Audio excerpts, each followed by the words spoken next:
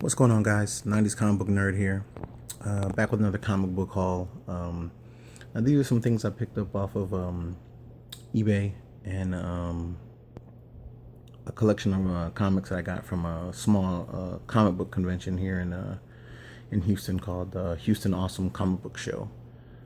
So first off, we'll start it out with the ones my wife picked up. Wonder Woman 52. And basically, she just got this because she loves the cover. New 52. She picked this one up. Wonder Woman 48. And this is one of those coloring book variant covers. Don't know if she'll color it, but we'll see. And then Wonder Woman DC Rebirth #1.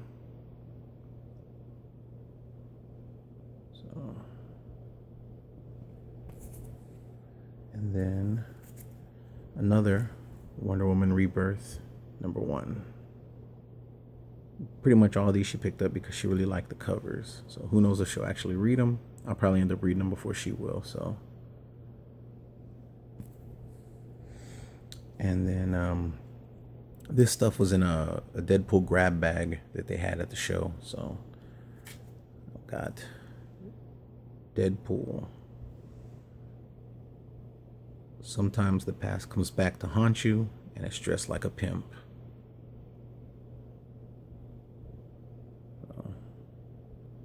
Join the revolution. And then I got this one. I like that cover.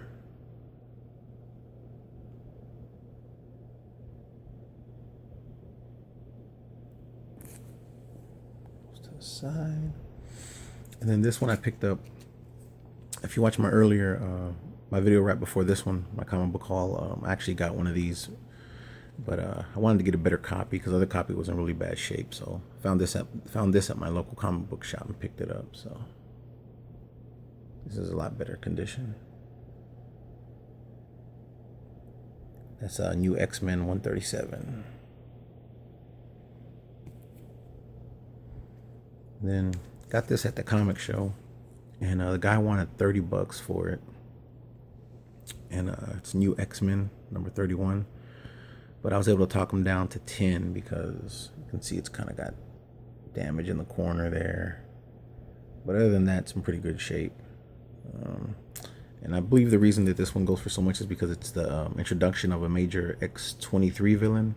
I haven't had a chance to read it yet, so.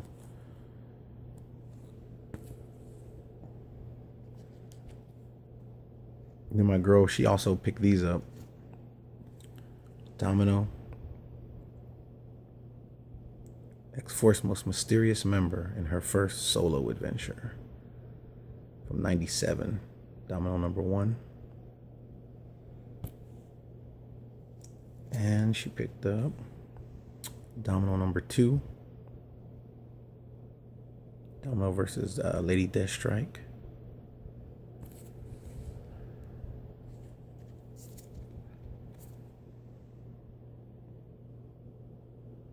Domino #3, What Price Victory?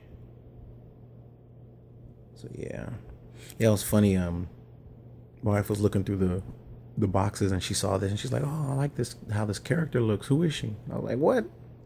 She's like, "Yeah, I've never seen her before." I just laughed because she has seen her before and all. Because I'm a huge fan of X-Force and Deadpool, so she has seen her before. She just, I guess, didn't realize who she was. So. And then this guy had a box full of $1 comics. And I was looking through them and he had some pretty good stuff. So I picked it up, figured for $1 you couldn't beat it. So got a X-Men, Uncanny X-Men 205. Love that Barry Windsor Smith art. Awesome.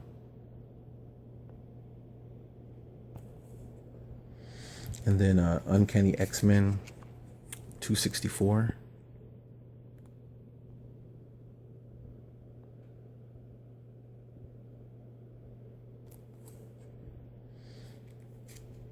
Uncanny X-Men 269.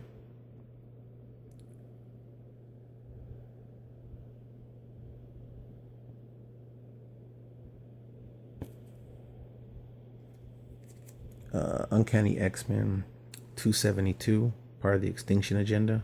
Love that cover.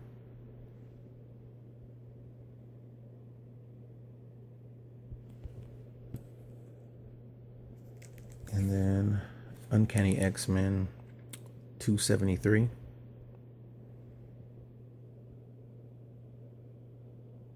Yeah, and all these books are in really good shape. I was surprised he was selling them for just $1, so I went ahead and picked them up.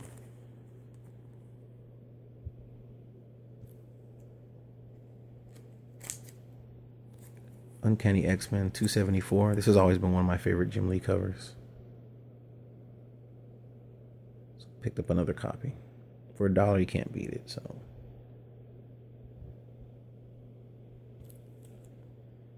And then Uncanny X-Men 275. Another great wraparound cover by Jim Lee. And Uncanny X-Men 277. Gambit and Wolverine going at it.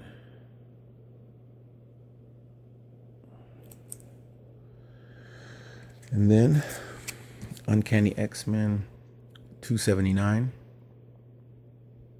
And this is part of the Muir Island saga.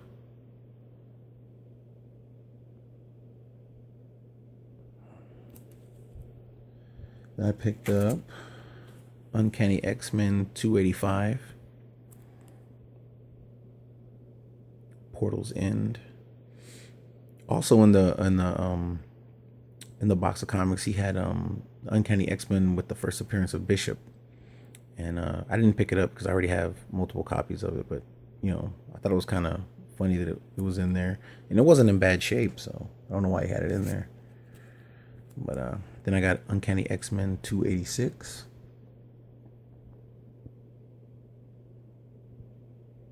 Great artwork. And then these next three, story behind these, I actually ordered first appearance of Kid Omega on eBay from I believe it was New X-Men 134. And what I got sent was this one, New X-Men 150. So I contacted the seller and told him that, hey, I think there was a bit of a mistake. He sent me the wrong book.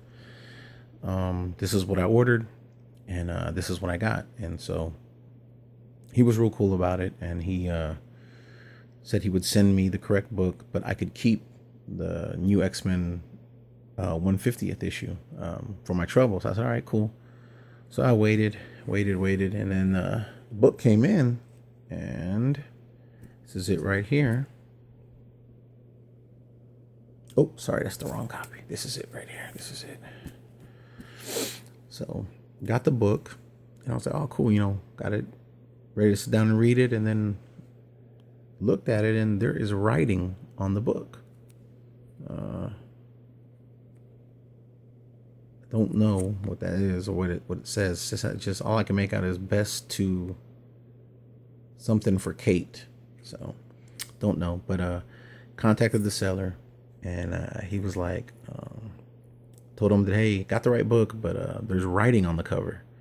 And he was like, no, there was no writing. I saw the book myself. I said I can send you a picture. Give me, you know, your email, whatever. I'll send you a picture to it. And he was like, I guess he was upset that I was, you know, telling him. He goes, look, I shipped it myself. I didn't see any writing on the book. You know, at this point, I'm just going to give you a full refund and you can keep the book. So I was like, oh, okay, whatever. And so I kept the book. So, but at the comic show I went to, I did end up getting a copy with no writing on it. So it all worked out.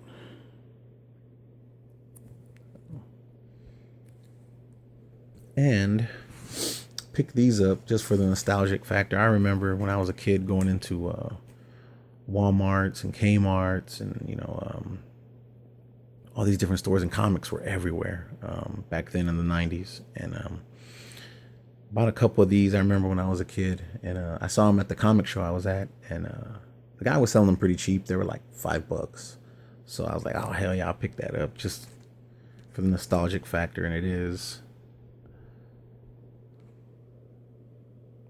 Rob Liefeld's Youngblood, complete 4-issue miniseries. Now, these were all over, like I said, these were all over the stores back in the day. I picked them up just for the nostalgia factor that it hits me with, you know. So, let's see, issue 4.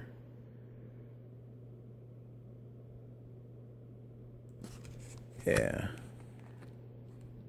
pretty cool. He also had some of Wildcats and, you know, other Image titles, as well as some Marvel and DC stuff. Also picked this one up. The complete set of issues 1 through 5. Todd McFarlane, Spawn. Like I said, he was letting these go pretty cheap, like $5. So couldn't pass it up. Just a quick throwback to when I was a kid, man. But yeah, that'll do it for this haul. And all the plastic cases were in pretty good shape. So one of them was really yellowed. So don't know how much he was asking for that one, but yeah, but that'll do it for this haul. And stay tuned for more videos, guys. Later.